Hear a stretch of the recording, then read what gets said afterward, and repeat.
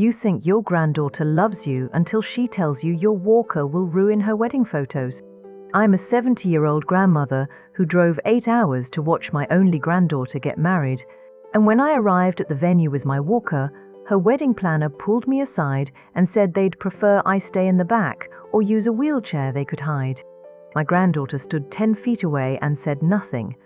What I did next ended our relationship, and I'd do it again. Let me be clear about what happened. My granddaughter Sophie asked me to sit in a back room during her ceremony because my walker didn't match her aesthetic, not asked politely, informed me through her wedding planner. While she watched, when I said I needed my walker to stand safely, she suggested I sit in a wheelchair instead because it would be easier to position out of sight. She said this like she was solving a problem, not erasing her grandmother from her wedding day. I raised Sophie from the time she was 8 years old. Her mother, my daughter Rachel, died in a car accident when Sophie was in 3rd grade. Her father fell apart completely, started drinking, couldn't cope with being a single parent. So I took Sophie in. I was 52 years old and had just retired from teaching elementary school for 30 years. I'd been looking forward to travel, to freedom, to finally having time for myself. Instead, I packed up Sophie's room and brought her home with me. I did everything a mother does. I helped with homework every night. I attended every school concert, every dance recital, every parent-teacher conference. I taught her to drive. I sat with her through her first heartbreak. I worked part-time as a substitute teacher for 10 more years to afford her college fund because her father sent money sporadically when he remembered. I sewed her prom dress by hand because she wanted something unique and we couldn't afford a designer gown. I was there for every milestone, every crisis, every moment she needed someone. Sophie went to college 6 hours away. Good school, graphic design program. I was proud. We talked on the phone twice a week. She came home for holidays. After graduation, she got a job in the city, met a man named Preston whose family owned a commercial real estate company. I met him twice. Both times he was polite but distant, like I was someone he had to tolerate rather than someone important to Sophie. I told myself I was being sensitive, that I shouldn't judge him based on limited interaction. They got engaged last year. Sophie called me excited, talking about venues and flowers and her vision for the perfect day.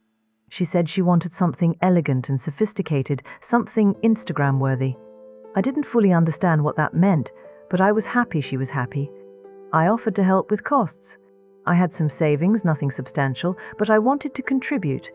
She thanked me but said Preston's family was handling everything. She said I just needed to show up and enjoy the day. 3 years ago, I developed arthritis in my hips and knees. Degenerative, progressive, painful. Some days are better than others, but I can't walk more than a few steps without support. My doctor recommended a walker for stability. I resisted at first because I didn't want to admit I needed it, but after falling twice in my own house, I accepted reality. The walker became part of my life. I decorated it with colorful tape to make it feel less medical, more like an accessory. Sophie saw it during her Christmas visit. She asked how I was managing. I said I was fine, just adjusting. She nodded and changed the subject. The wedding was scheduled for late September, 8 hours north in a resort town. Sophie sent me the invitation 4 months in advance. Formal, cream-colored cardstock with gold lettering. My name was listed alone, no +1 offered. The venue was described as a historic estate with gardens and a ballroom. The dress code was black tie optional. I bought a new dress, deep purple with lace sleeves, and comfortable low heels I could manage with my walker. I planned the drive carefully. I'd leave early, take breaks, arrive the day before to rest. Sophie said there was a hotel block, but when I called to book, I was told the block was full. I found another hotel 20 minutes from the venue, more expensive, but I could manage. Sophie didn't offer for me to stay with her, and I didn't ask. She was busy with final preparations. I understood. I drove up on Friday, the day before the wedding. 8 hours in the car left me stiff and sore. I checked into my hotel, took pain medication, and rested. Sophie texted that evening saying she couldn't meet for dinner because she had a rehearsal dinner with the wedding party. Family only, she said, which apparently didn't include me.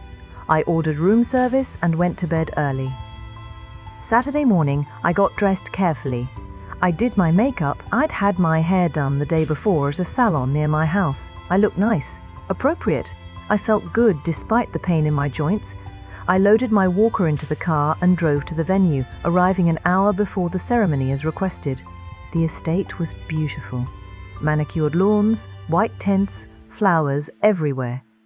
I parked in the lot and made my way slowly toward the entrance with my walker. A young woman in a headset intercepted me before I reached the door. She introduced herself as Vanessa, the wedding planner. She asked my name, checked her clipboard, and then her expression shifted slightly. She said she needed to speak with me privately. We moved to a side entrance away from other arriving guests. That's when she said it. She explained that Sophie had a very specific vision for her wedding day, that every detail had been carefully curated for cohesion and aesthetic. She said they'd noticed I was using a walker and that it might be visually disruptive in the ceremony photos. She suggested I might be more comfortable watching from a private room with a video feed, or if I preferred to attend in person, they could provide a wheelchair that would be easier to position discreetly in the back. I stared at her. I thought she was joking, but her face was serious, apologetic even, like she was delivering bad news she didn't personally agree with. I asked if Sophie knew about this conversation. Vanessa hesitated, then said yes, that Sophie had specifically requested she speak with me about accommodation options. I looked past Vanessa and saw Sophie standing near the ceremony entrance in her wedding dress. She was beautiful. She was also watching us. Our eyes met across the lawn. She didn't smile. She didn't wave. She just looked at me with this pleading expression, like she was hoping I'd understand and cooperate without making things difficult. Something inside me went cold and clear. This wasn't a miscommunication. This wasn't an overzealous wedding planner making decisions without the bride's knowledge. My granddaughter, the girl I'd raised for 10 years, the girl I'd sacrificed my retirement for, had decided that my mobility device was an aesthetic problem that needed to be hidden. She'd decided that including me visibly in her wedding was less important than her Instagram photos. I told Vanessa very calmly that I needed my walker to stand safely, that I wouldn't be watching from a back room, and that if my presence was disruptive, I'd leave entirely. Vanessa looked uncomfortable. She said she understood, but asked if I'd consider the wheelchair option, just for the ceremony, just so I could be present without causing issues. The way she said causing issues made it clear I was the problem they were trying to solve. I walked towards Sophie, slowly, because that's how I move now. My walker clicked against the stone pathway. Sophie saw me coming and her face tightened. I stopped a few feet away from her. I kept my voice low because other guests were arriving, and I wouldn't humiliate her publicly, even though she'd just humiliated me privately. I said I'd driven 8 hours to be here. I said I'd raised her for 10 years after her mother died. I said I'd given up my retirement, my savings, my freedom to make sure she had a stable home and a future. And now she wanted me to hide in a back room or sit in a wheelchair that could be positioned out of sight because my walker didn't match her color scheme. She looked away. She said I was making this harder than it needed to be. She said it wasn't personal. She said the photographer had a very specific shot list and they planned every detail for months, and my walker just wasn't part of the vision.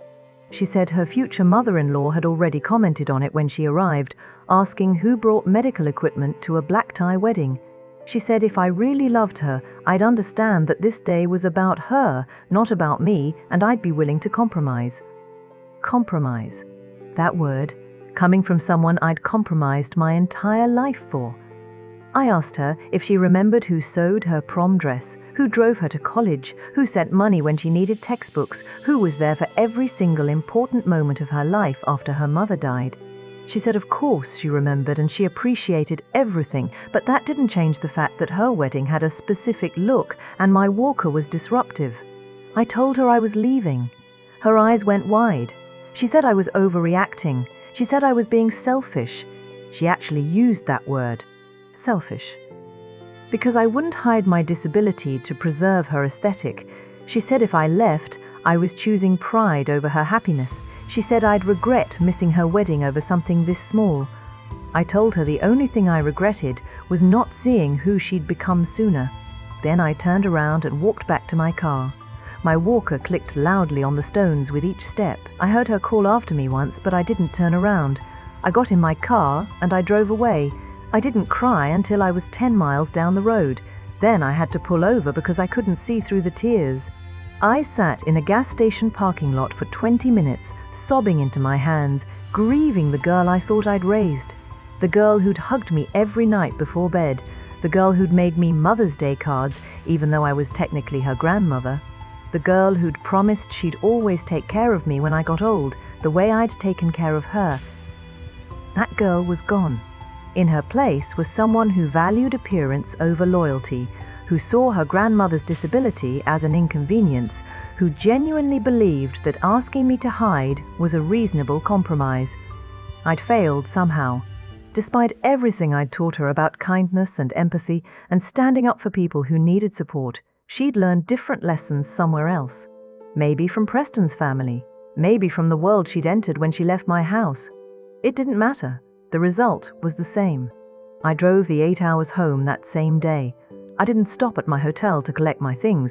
I called and had them ship my suitcase later. I just drove straight through, stopping only for gas and bathroom breaks. I needed to be home.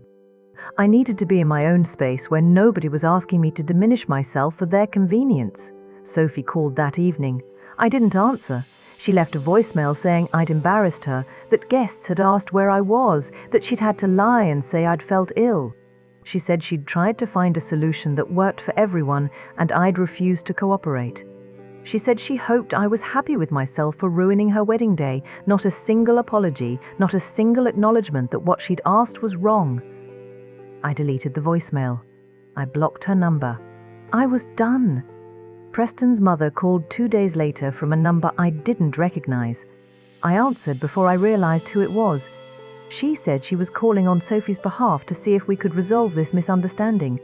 I told her there was no misunderstanding. I understood perfectly that Sophie had asked me to hide my disability because it didn't match her wedding aesthetic. She said I was being unreasonable, that modern weddings required careful planning, that it wasn't personal. I told her my granddaughter's priorities told me everything I needed to know about who she'd become. Then I hung up. 3 weeks later, I received a letter from Sophie. Handwritten, 3 pages. She said she'd had time to think. She said maybe she'd handled things poorly. She said the wedding had been stressful and she'd been overwhelmed with details and she hadn't fully considered my feelings. But then she said she still felt I'd overreacted, that walking out had been extreme, that she'd needed me there and I'd chosen to make a statement instead. She said if I wanted to be part of her life going forward, I needed to accept that she was an adult with her own priorities and that I couldn't expect her to center my needs over her own. I read that letter 3 times.